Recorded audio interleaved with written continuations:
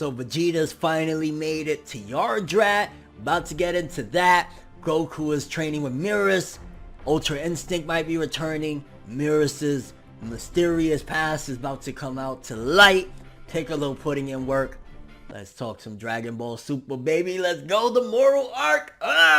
Whether Facebook, Twitter, or the two, make sure to steer clear, cause I'm coming through like... So at the beginning of the chapter, Vegeta made it to Yardrat, which... it was pretty quick, honestly. Like, I'm glad it didn't stall or anything. We got to Yardrat. Vegeta made it there, and we start off with some callbacks. The fact that the Yardratians, is that how you would refer to them? They knew of Vegeta because Goku already had told them about, which makes sense because when he went to Yardrat, it was about the Namek arc. If that was the last time he went, I can't remember if he went to Yardrat since then. But by that point, he already knew Vegeta, even though, well, they might not know that Vegeta actually changed, so maybe that's why they actually were prepared and had all the clones and everything. It kind of makes sense now, it adds up, because their last information, if it was from Namek, Vegeta was still kind of a halfway bad guy. And the fact that they also brought up the Ginyu Force, like, yo, thank you for taking care of the Ginyu Force. Really cool to get those callbacks. It really makes the story feel like, yo, this is a continuation of Z. It doesn't make it feel like, oh, you know, they don't really, you know, I love the callback. So that was really dope. Although, it's crazy when we first get there, the Yardratians look like the Yardrat people that we remember, but then there's also some different species that look kind of different, but they're still from Yardrat. And then we meet... after, well, we first meet one of the Yardrats that he's like, oh, you know, a group of people, shall I say, and we find out that he's only one person, and then we meet the elder Yardrat that actually taught Goku instant transmission. So very cool that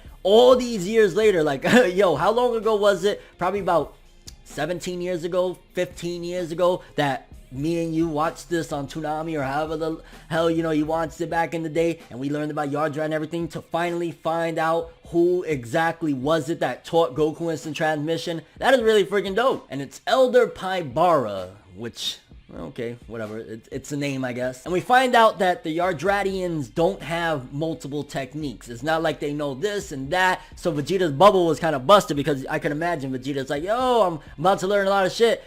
But at the same time, it didn't really make sense. They contradict themselves, because they know how to master one technique that does different features, I guess you could say. So they halfway telling the truth. I mean, hey, it does multiple things, but it's still one technique, and it's called spirit control. And to be honest with you, the way it's described, it's starting to show like maybe for what a lot of people give Dragon Ball flack for, the fact that it's like very simplistic of like, it's either throwing punches or throwing ki blasts, which ki is essentially what the spirit is, you know, they call it ki or whatever, or Goku calls it ki, but it's, you know, called spirit control on Yardrat. But the difference is that spirit control is manipulating the ki, so to speak. So it definitely reminds me, I remember when I was on Twitter and people were saying, yo, it sounds like Dragon Ball is going into Nen, and this is going to make battles, assuming that Vegeta really utilizes all of these techniques and doesn't just go to, I'm just gonna Big Bang attack it. We could have some very complex battles with Vegeta at the very least, if he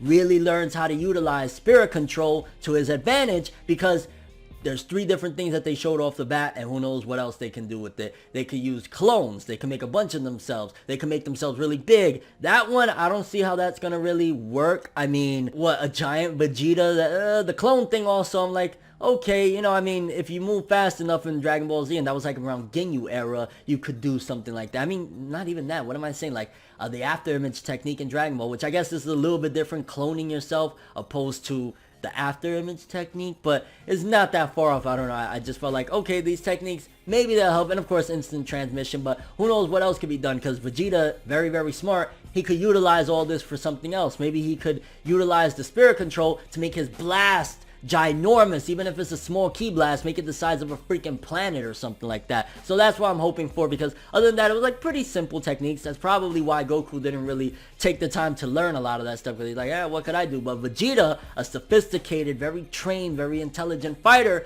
would figure out a way to use all of that to make something incredible that we haven't seen before. Then we cut to the king over at the Galactic Patrol, and he's basically sending Jocko to go get somebody like, yo, we need some recruits, fam. We need to do something about this Moro situation. And I love how they even brought up Monaka, but it seems as though the king knew, like, yo, Monaka ain't shit, like, let's stop. He's like, nah, let's get the Namekian, bring the green motherfucker in, which I'm glad. And I kind of called it, I mean, everybody called it, to be honest with you. It seems as though, oh, okay, this was a good setup to have some type of way of including the other Dragon Ball fighters into this, because at the end of the day, it's really been the Goku and Vegeta show. They kind of excluded most of the other cast for this arc, which I think, I don't want to say that's unintentional. I want to say, honestly, that's by design, because if you think about it with Dragon Ball Super Broly, honestly, it wasn't until very close to the end that Piccolo showed up. Other than that, it was really the Goku and Vegeta show, which it's cool and all, but I do want to see some of the other characters from time to time, but I also want it to be in a sensible manner. I don't want Piccolo just going up to Moro and being like, yo fam, grabbing him by the neck and saying, yo, I'm Piccolo, I'm green and I got muscles and I'm gonna smack the dog shit out. Like,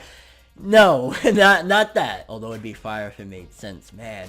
Let's make Piccolo relevant again and strong. Like, I would love it. But Piccolo and Dende are discussing pretty much that they know Namek has been ratified. What the hell is going on? The Namekians that know telepathy are pretty much all dead. So it sucks, honestly. Like, that's one of the things that I feel as though with this arc in particular, and unravel something from Dragon Ball Z. After all the carnage and mayhem and everything bad that happened to Planet Namek during the Namek saga, the Frieza saga, you know, them blowing, all sorts of stuff.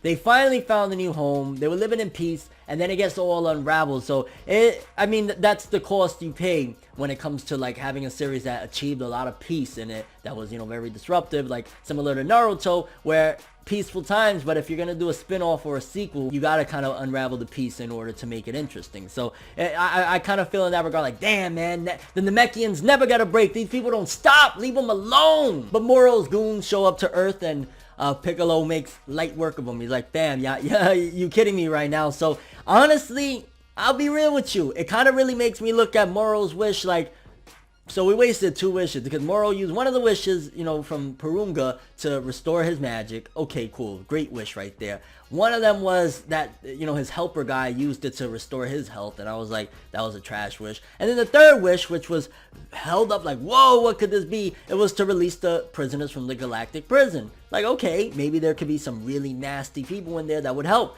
But it's been told that they're like, you know what I'm saying? At best, like, Trunks could probably take him out by himself. So that wish from Moro, even looking at the way Piccolo handled these dudes, is like, okay, you know, whatever. Like, that was a wasted wish too, because they ain't much. Like, they got handled by Piccolo. And Bulma comes to deliver the message from Jocko to Piccolo, like, yo, they want you. And of course he finds out after, which that just goes to show how benevolent Piccolo is. Like, Piccolo should definitely become the guardian of Earth at some given point, assuming Dende, you know, eventually passes the role or whatever to him, which, I mean, Dende's younger, so I don't know exactly how that would work. But, like, yo, he let them go. He let Moro's goons go, only to find out, of course, like, yo, they're gonna send somebody a lot stronger. You better stop them, motherfuckers. And then, of course, you know, blows up their plane, and he's like, you try to trick me, fam, huh? It sucks that these are the roles that our heroes from the, you know, Dragon Ball Z are relegated towards, like, taking out the little small runts from Moro's group, which, again, it also shows that, like, why did he waste a wish on that? He could have wished for a lot of other things, like, hey, how about a cool cape? Okay, that'd be terrible, but, you know what I'm saying? Like, these dudes are getting handled in a very easy manner, and Moro hyped it up, or the story was hyped up that these guys are gonna be, you know, that was the third wish on the Dragon Balls. It's supposed to be something huge, and it was wasted on them. So then after they, you know, give the message to Moro, thankfully Moro himself isn't going. He said, I'm gonna send a second stronger brigade of people to check out, and then if they let me know, then I'll go over there. So it's not like Moro's gonna come and, like, because at the end of the day, Piccolo and them, they can't do nothing against Moro. But we'll have some more credible fighters that'll probably give Piccolo and them a run for their money. Eventually, we'll bring in Ten Shinhan, Tien, Krillin, all of them in order to have a good battle. So I'm imagining when the second brigade of Moro's people show up, then we'll probably see all the Z Warriors back in action or something like that. Again, it's good that Moro ain't sure, because let's be honest, Moro would go suck up all of Earth, and that'd be the end of it, and we'd have to use the Dragon Balls at the end of it to revive everything, because nobody on Earth right now would be able to do shit against him. Then we got Goku training with Merus, and there's been something about Merus that I've been wondering this entire time. Like, to be honest with you, I'm starting more and more to rule out that he could be a bad guy, to be honest with you, because I thought for the longest time, like, he's the one that let Moro free somehow, some way, like, he did it because he just seemed like he was very sneaky and there was something that he was hiding. This chapter is starting to blow open. Possibly he's an angel, maybe he's connected to Whis somehow, something along the lines of that, because one, his power, he knows about Ultra Instinct revealed in this chapter, and just the way he maneuvers and everything, like, there's something off about him. Like, he's definitely potentially an undercover angel or something along the lines of that.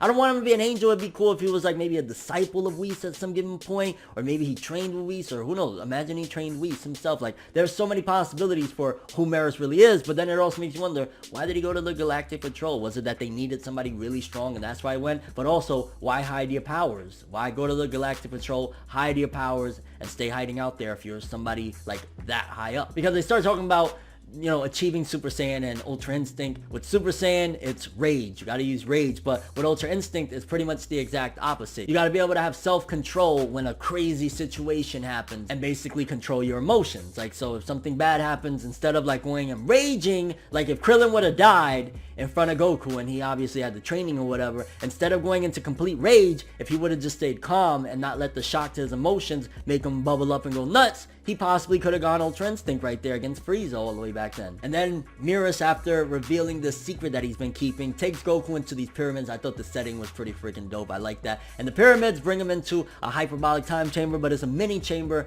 which I was kind of like, okay, so we're introducing variations of the hyperbolic time chamber, also not aging the characters dramatically, because with the hyperbolic time chamber, it's 1 day in our time equals 1 year in there. But with this one, it's 3 days in there, so it's not a real big, like, you got a couple extra days for going in there, and I was glad, because at the end of the day, the characters are going to age rapidly already as it is. Let's not age them that much. But also, again, it feels like a cheat code. Like, 1 year in there definitely would give him an incredible amount of ideas and opportunities to be able to take out Moro. And it's also draining at the same time. So 3 days, screw it, gives an extra boost. And then Merus reveals that now he can use his full power without anyone finding out. I wonder why he doesn't want anyone to find out. Again, is he undercover to find out that there's maybe corruption in the Galactic Patrol? Something along that? I don't know. And Goku's basically ready to go. So we got the training at the end, basically, while Vegeta is going to Yardrat to learn these different techniques. Goku's gonna try and master Ultra Instinct there with Merus, which that's really dope, bringing Ultra Instinct back. I'm really curious though what Vegeta's gonna come out of there being able to accomplish with this ki control, spirit control. Like, is it gonna be similar to like Nen? I don't think it'll be as complex because it's Dragon Ball at the end of the day. They don't like to do that, but it's definitely gonna be interesting with that. Also though, Piccolo thing, like, kind of curious what you guys thought about this chapter, to be honest with you. It was like, it wasn't the craziest, but it was a pretty damn good setup chapter. We got, again, Earth right now is about to be in trouble with some more Moro's people. Again, thankfully it's not Moro, because we know that there's no way in hell that anybody's gonna be able to stop Moro that's on Earth right now. So it's not Moro, but maybe once the second brigade shows up, they might send word to Moro, and then once Moro's like, okay, I'm gonna head to Earth, that's when Goku and Vegeta will finish their training up or whatever. Also, what do you think Vegeta's gonna again come out of the planet of Yardrat with? What techniques you think he's gonna possibly be able to use?